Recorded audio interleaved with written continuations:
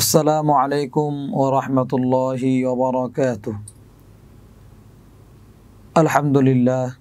আলহামদুলিল্লাহি ওয়া কাফা ওয়া সালামুন আলা ইবাদিহিল্লাযীনা ইসতাফা। আম্মা বা'দ, ফাআউযু বিল্লাহি মিনাশ শাইতানির রাজীম। বিসমিল্লাহির রাহমানির রাহিম। ওয়া নাদাউল মাওয়াজিনাল কিসতা লিয়াউমিল কিয়ামাতি ফালা তুযলামু নাফসুন শাইআ وإن كان مثقال حبة من خردل أتينا بها وكفى بنا حاسبين سبحانك لا علم لنا إلا ما علمتنا إنك أنت العليم الحكيم। দেশ এবং প্রবাস থেকে যে যেখান থেকে আমাদের আজকের এই অনুষ্ঠান উপভোগ করছেন, আমাদের আজকের এই আলোচনাটি শুনছেন,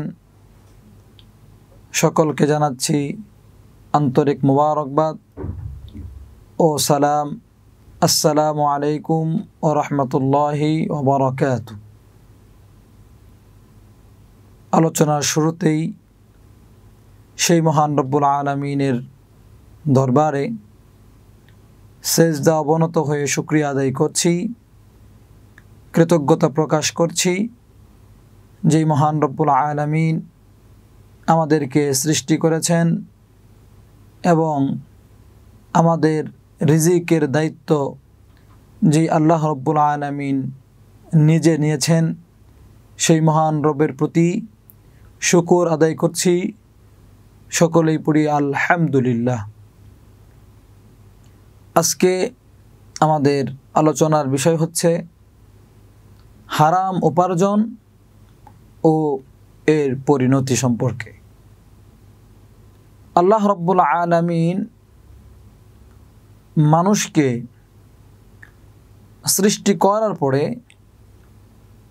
আল্লাহ রাব্বুল আলামিন এটাও নির্দিষ্ট করে দিয়েছেন, দুনিয়াতে আসার পরে মানুষ কখন কি খাবার খাবে, তার রিজিক কি হবে, তার ব্যবস্থাও আল্লাহ রাব্বুল আলামিন নিজে রেখেছেন। আল্লাহ রাব্বুল আলামিন সূরাতুল জুমআর শেষের দিকে ইরশাদ ফরমান, ইন্নাল্লাহা হুয়ার রাজ্জাকু যুল কুওয়াতিল মাতিন। আল্লাহ রাব্বুল আলামিন সকলের রিজিকের ব্যবস্থা আল্লাহ রাব্বুল আলামিন করে থাকেন। এই জন্য আমরা যারা এক আল্লাহ রাব্বুল আলামিনের উপরে বিশ্বাস স্থাপন করেছি, আমরা যারা নিজেদেরকে মুসলিম এবং মুমিন হিসেবে দাবি করে থাকি, অবশ্যই রিজিক নিয়ে আমাদের কোনো উদ্গ্রীব হওয়ার, কোনো টেনশন করার আদৌ কোনো প্রয়োজন নেই বলে আমি মনে করি। এজন্য আমাদের চিন্তা ফিকির থাকতে হবে, করতে হবে যে আমি যে রিজিকটি ভক্ষণ করব, আমি যে খাবার খাবো, সেটা যেন অবশ্যই হালাল খাবার হয়। আমার উপার্জন যেন অবশ্যই হালাল পন্থায় হয়। আমার কোনো উপার্জন যেন কখনোই হারাম কোনো পদ্ধতিতে না হয়ে থাকে।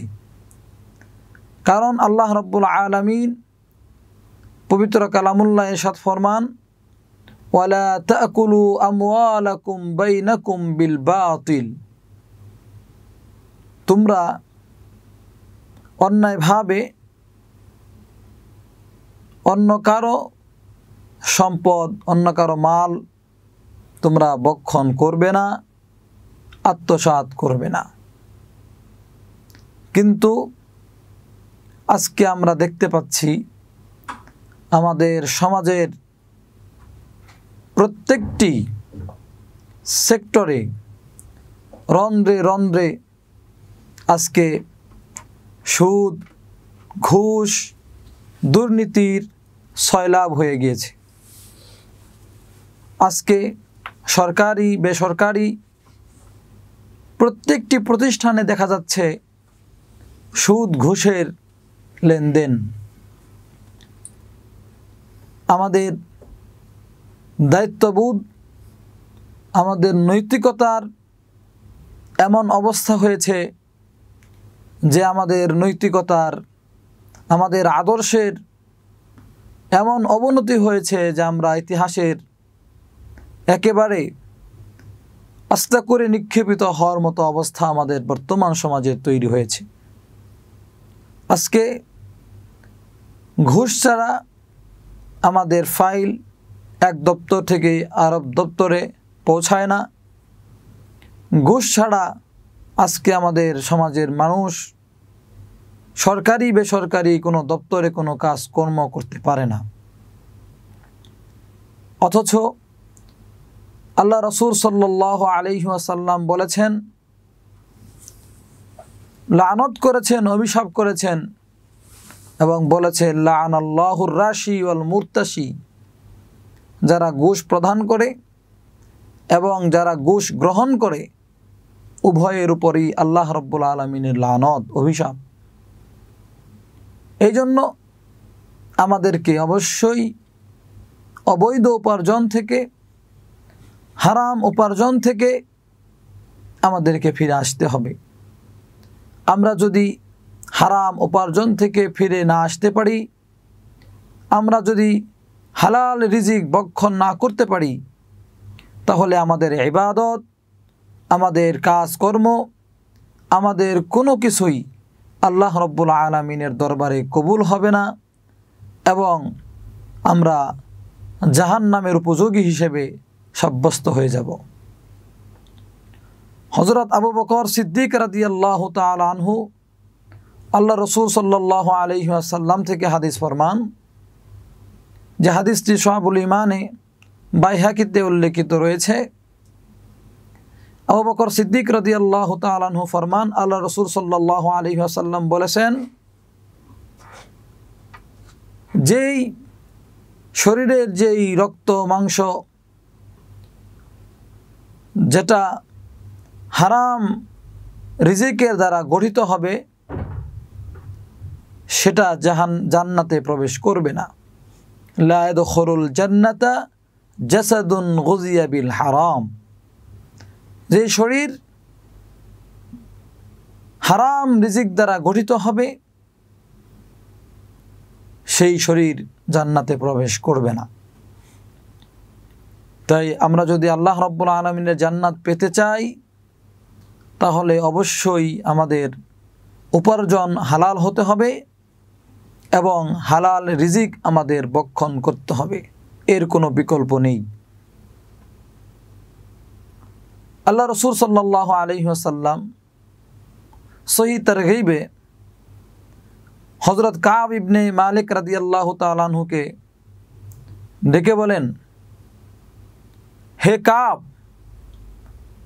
শরীরের যে অংশ, যেই শরীর হারাম রিজিকের দ্বারা হৃষ্টপুষ্ট হয়েছে, তাহার জন্য, সেই শরীরের জন্য জাহান্নামের আগুনই হচ্ছে সর্বোত্তম। আর খাবারের দ্বারা যেহেতু আমাদের শরীর গঠন হয়, এই জন্য আমাদের খাবার যেন হালাল হয়, সেদিকে আমাদের লক্ষ্য রাখতে হবে। হালাল খাবার ভক্ষণ করা ব্যতীত যতক্ষণ পর্যন্ত আমরা হালাল খাবার ভক্ষণ না করব, ততক্ষণ পর্যন্ত এই হারাম খাবারের দ্বারা আমার যে শক্তি অর্জিত হবে, সেই শক্তি দিয়ে আমি যে ইবাদত করব, সেই ইবাদত আল্লাহ রাব্বুল আলামিনের দরবারে কবুল হবে না। আল্লাহ রাব্বুল আলামিন আমাদের এই ইবাদতকে গ্রহণ করবেন না। এই জন্য আল্লাহ রাব্বুল আলামিন পবিত্র কুরআনে হালাল রিজিক অন্বেষণ করার জন্য এবং হালাল খাবার গ্রহণ করার জন্য বিশেষ নির্দেশনা দান করেছেন। আল্লাহ রাব্বুল আলামিন ফরমান, ইয়া আইয়ুহান নাসু কুলু মিম্মা ফিল আরদি হালালান তাইয়্যিবা ওয়ালা তাত্তাবিউ খুতুওয়াতিশ শাইতান। আল্লাহ রাব্বুল আলামিন ফরমান, হে মানব সকল, তোমরা হালাল খাবার গ্রহণ করো এবং তোমরা শয়তানের পদাঙ্ক অনুসরণ করো না, অর্থাৎ শয়তানের কুমন্ত্রণায় পড়ে হারাম খাবার তোমরা ভক্ষণ করো না। এই জন্য আমাদের উপার্জন যেন হালাল হয় সেদিকে আমাদের লক্ষ্য রাখতে হবে। অবশ্যই আল্লাহ রাব্বুল আলামিন আমাদের রিজিকের দায়িত্ব নিয়েছেন, আল্লাহ রাব্বুল আলামিন আমাদের রিজিকের ব্যবস্থা করবেন, কিন্তু আমাদের নিজেদের এতটুকু প্রতিজ্ঞা করতে হবে, দৃঢ় মনে স্থির করতে হবে যে প্রয়োজনে আমি 3 বেলার জায়গায় 2 বেলা খাবার গ্রহণ করব, তথাপিও আমি হারাম খাবার গ্রহণ করব না। আমরা যদি শুধু এতটুকু মনে রাখতে পারি, এর উপরে সাহস রাখতে পারি, এর উপরে ধীরে স্থির থাকতে পারি, তাহলে আশা করা যায় অবশ্যই আল্লাহ রাব্বুল আলামিন আমাদের জন্য হালাল রিজিকের ব্যবস্থা করে দিবেন।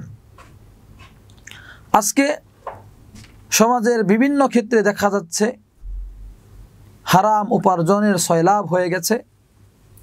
অনেকেই হারাম উপার্জন করে সুদ ঘুষের মাধ্যমে এতিমের মাল আত্মসাৎ করে এরপরে গরিব দুঃখীদের উপর জুলুম অত্যাচার করে তাদের সম্পদ আত্মসাৎ করার মাধ্যমে, রাষ্ট্রীয় সম্পদ আত্মসাৎ করার মাধ্যমে তারা আজ বিলিয়ন বিলিয়ন ডলারের মালিক হয়ে গিয়েছে এবং দেশের টাকা বিদেশে প্রচার করে তারা আজকে বিদেশে তাদের বাড়ি গাড়ি তৈরি করে নিয়েছে।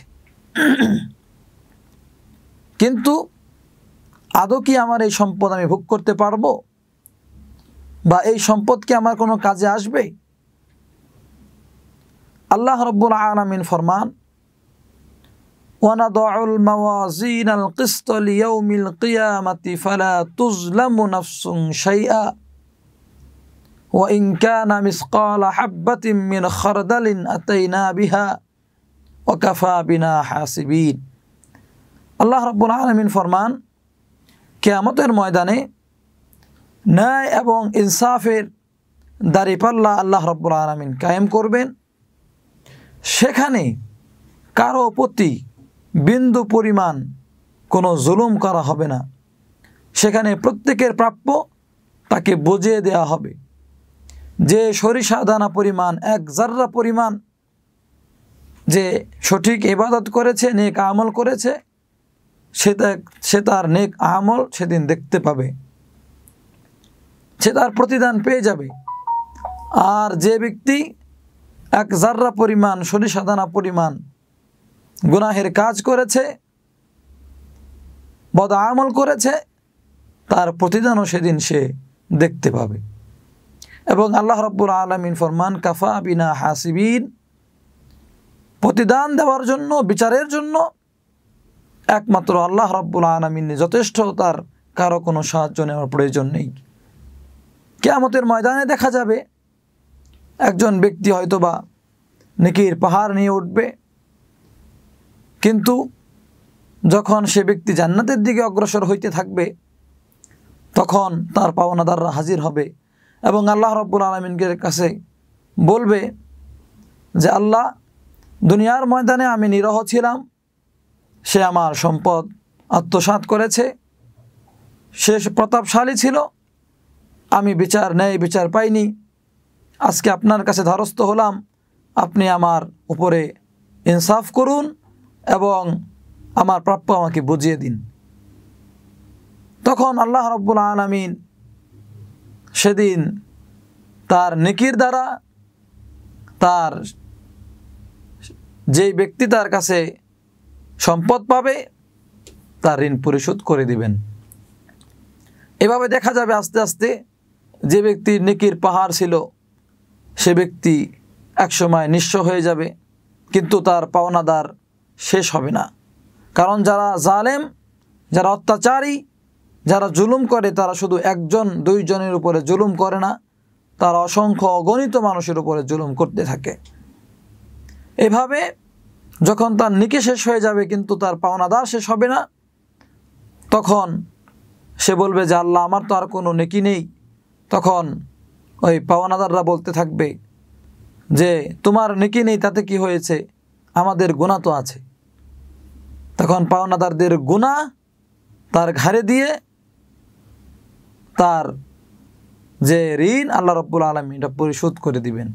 এভাবে দেখা যাবে যে নেকির পাহাড় নিয়ে থাকা এক ব্যক্তি অবশেষে গুনার পাহাড় নিয়ে জাহান্নামে চলে যাবে।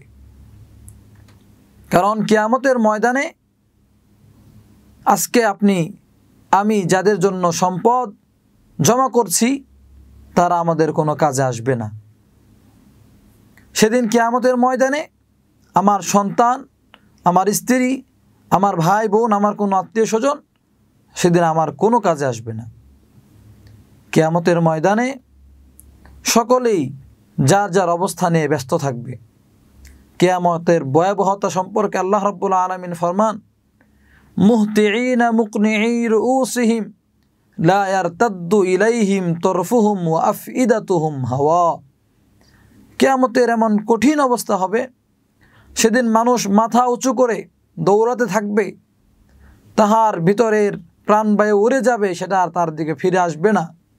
সে ভয়ে দৌড়াতে থাকবে, সে নিজের অবস্থা নিজেই বলতে পারবে না, এমন অবস্থা তৈরি হবে। আল্লাহ রাব্বুল আলামিন অপর আয়াতে ফরমান, আতারান নাসা সুকারা ওয়া মা হুম বিসুকারা ওয়ালাকিন্না আযাবাল্লাহি লাশাদীদ। সেদিন মানুষদেরকে দেখে মনে হবে তারা নেশাগ্রস্ত, আসলে তারা নেশাগ্রস্ত নয়, বরং আল্লাহর যে কঠিন আযাব, এই আযাবের ভয়ে মানুষের এমন অবস্থা তৈরি হবে। সেই কিয়ামতের কঠিন ময়দানে কেউ কারো কোনো কাজে আসবে না। সেদিন আমার সন্তান, আমার স্ত্রী, আমার ভাই বোন সবাই আমার থেকে পলায়ন করবে, আপনার থেকে পলায়ন করবে। আল্লাহ রাব্বুল আলামিন ফরমান, ইয়াউমা ইয়াফিরুল মারউ মিন আখিহি ওয়া উম্মিহি ওয়া আবিহি ওয়া সাহিবাতিহি ওয়া বানিহি লিকুল্লি ইমরিইম মিনহুম ইয়াউমা ইযিন শা'নুন ইউগনি। কিয়ামতের ময়দানে সন্তান পিতার থেকে, পিতা সন্তান থেকে, স্বামী স্ত্রীর থেকে, স্ত্রী স্বামীর থেকে, ভাই ভাইয়ের থেকে পলায়ন করবে। সেদিন কেউ কারো কোনো কাজে আসবে না। আজকে যে সন্তানের জন্য আপনি অবৈধভাবে সম্পদ জমা করে রেখে যাচ্ছেন, সেই সন্তান আপনার এই সম্পদের কোনো হিসাব দিবে না। এই সন্তান কিয়ামতের ময়দানে আপনার কোনো কাজে আসবে না। সেদিন কিয়ামতের ময়দানে আপনি যদি সন্তানকে বলেন যে তোমার জন্য আমি অবৈধ উপার্জন করে হাজার কোটি টাকার আমি সম্পদ জমা করে রেখেছিলাম, তুমি আরামে তোমার জীবন কাটিয়েছ, আজকে তুমি আমার কিছু গুনাহ গ্রহণ করো, সেদিন সে গ্রহণ করবে না। যদি বলেন কিছু সওয়াব তুমি আমাকে দাও, সে দেবে না। সে বলবে আমার তো দুনিয়ায় কোনো পিতাই ছিল না, বা পিতাও বলবে দুনিয়ায় তো আমার কোনো সন্তানই ছিল না। সেদিন কেউ কারো কোনো কাজে আসবে না। একটু যদি লক্ষ্য করুন, একটু যদি চিন্তা করেন, তাহলে বুঝতে পারবেন যে আখিরাতের ময়দান, যেখানে একবার ধরা খেয়ে গেলে সেখান থেকে বাঁচার কোনো উপায় নাই, সেখানকার এই বিষয় যদি আপনি চিন্তা করেন তাহলে দুনিয়ার বিভিন্ন উদাহরণের দিকে তাকালেই বুঝতে পারবেন। আখিরাত তো অনেক দূর কি বাত হ্যায়, অনেক দূরের কথা। দুনিয়ার সামান্য বিপদের মধ্যে যদি কেউ পড়ে যায় তাহলেই তো সন্তান পিতাকে স্বীকার করে না, পিতা সন্তানকে স্বীকার করে না। দুনিয়াতে যদি কেউ বিপদে পড়ে তাহলে সরাসরি অস্বীকার করে যে সে আমার সন্তান না বা সে আমার পিতা না। আজকে সামান্য দুর্নীতির কারণে, দুনিয়ায় ধরা খেয়ে যাওয়ার কারণে যদি নিজের সন্তানকে পিতা অস্বীকার করে থাকে, তাহলে চিন্তা করে দেখুন যে কিয়ামতের ময়দানে যে বিপদ থেকে পার পাওয়ার আর কোনো রাস্তা নেই, সেখানে বিপদে পড়লে কিভাবে পিতা সন্তানকে স্বীকার করবে বা সন্তান পিতাকে স্বীকার করবে। এই জন্য আমরা সেই কিয়ামতের ময়দানের কথা চিন্তা করে আসুন আমরা হারাম উপার্জন থেকে, যাবতীয় সুদ ঘুষ থেকে আমরা বিরত থাকি এবং সেখান থেকে বের হয়ে আসার চেষ্টা করি। হযরত আবু বকর সিদ্দিক রাদিয়াল্লাহু তাআলা আনহু হালাল উপার্জনের ক্ষেত্রে, হালাল রিজিকের ক্ষেত্রে এতটাই সতর্কতা অবলম্বন করতেন যে যখনই তিনি কোনো খাবার গ্রহণ করতেন, গ্রহণ করার আগে এই খাবার কোত্থেকে এসেছে সে ব্যাপারে তিনি গবেষণা করতেন, তাহকিক করতেন, জিজ্ঞাসা করতেন। কিন্তু একদিন আবু বকর সিদ্দিক রাদিয়াল্লাহু তাআলা আনহু খাবার গ্রহণ করেছেন, তার গোলামের দেওয়া খাবার গ্রহণ করেছেন, কিন্তু তাকে জিজ্ঞাসা করেননি যে এই খাবার কোত্থেকে আসলো। খাবার গ্রহণ করার পরে গোলাম জিজ্ঞাসা করলো যে আপনি তো প্রতিদিন খাবারের সময় জিজ্ঞাসা করেন, কিন্তু আজকে তো জিজ্ঞাসা করেননি খাবার কোত্থেকে এসেছে। আবু বকর সিদ্দিক রাদিয়াল্লাহু তাআলা আনহু বললেন, আমি ক্ষুধার তীব্রতার কারণে আমি জিজ্ঞাসা করতে ভুলে গেছি এই খাবার কোত্থেকে আসছে। তখন গোলাম বলল যে আমি মুসলিম হওয়ার আগে কিছু মানুষকে কুফরি কালাম পড়ে ঝাড়ফুঁক করেছিলাম, যে ঝাড়ফুঁকের কারণে তারা সুস্থ হয়ে গিয়েছিল। আজকে আমি তাদের বাড়ির কাছ দিয়ে আসার সময় সেখানে বিবাহের অনুষ্ঠান ছিল, তারা আমাকে দেখে আমাকে খাবার দিয়েছে, এটা সেই কুফরির ঝাড়ফুঁকের বিনিময়ের খাবার।